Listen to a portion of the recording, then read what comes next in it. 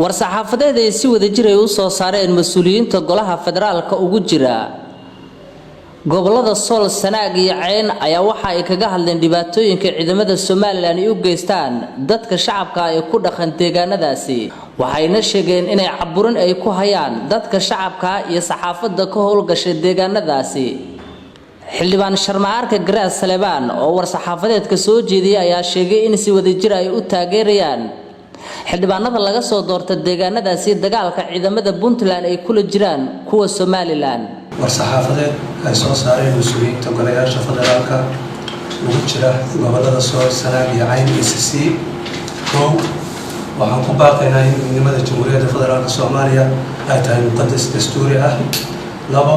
waxaan cadeynaynaa in dowladda federaalka iyo beesha caalamka ay horeba ismadu u cadeeyeen inuusan jirin heshiis dhex maray Soomaaliland iyo dadka degan gobolada Sool Sanaag iyo Cayn oo ku saabsan kala goynta qaranka Soomaaliyeed.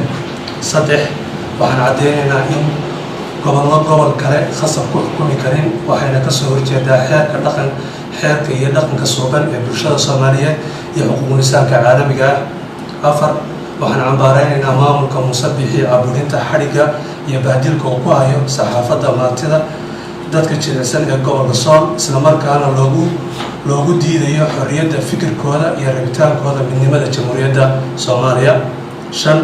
waxaan ka digaynaa haddii uu sii socdo tacadiga iyo dhibta dadka Sool Sanaag iyo Cayn uu ku hayo maamulka Musabixi uu ka dhalan karo cawaaqib xumo iyo colaad raagta. waxaan dowladda Puntland si buuxda ugu taageeraynaa soo celinta deegaanadii hore looga qabsaday laga soo bilaabo 2014 ilaa 2018. waxaan ugu baaqaynaa shacabka Sool Sanaag iyo Cayn inay taageero buuxda siiyaan dowladda Puntland si ay ugu fududaato soo celinta deegaanada maqan. waxaan kaloo ugu baaqaynaa beesha caalamka inaysan keenin talo aysan ka dhalan doonin xal nabadeed oo waarta. ugu dambeyn waxaan dowladda federaalka iyo beesha caalamka ugu baaqaynaa in gurmad ballaaran oo degdeg ah lala gaaro dadka ku barakacay colaadda gobolka Sool. mas'uuliyiinta golayaasha dowladda federaalka ee baaqan soo saaray waxay kala yihiin wasiirka wasaaradda kalluumaysiga kheyraadka badda ee Jamhuuriyadda Federaalka Soomaaliya mudane Cabdiraxmaan Maxamed Cabdi Xaashi, senator Cabdisalaan Xaaji Maxamuud, senator Hodan Maxamuud Ismaan, xildhibaan Cali Axmed Jaamac Jingeli, xildhibaan Axmed Maxamed Axmed, xildhibaan Axmed Ismaaciil Shabeel, xildhibaan Calab Xasan Cilmi, xildhibaan Cabdullaahi Bidhaan Warsame, xildhibaan Daawud Maxamed Cumar, xildhibaan Ibraahim Yusuf Xirsi iyo anigu ah xildhibaan Sharmaarka Garaas Salebaan Muraale. aad baad mahadsantihiin.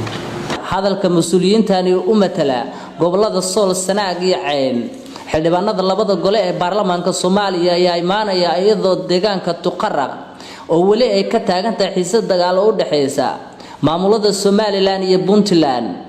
Ciise Cabdi Ciise, Puntland TV, Muqdisho.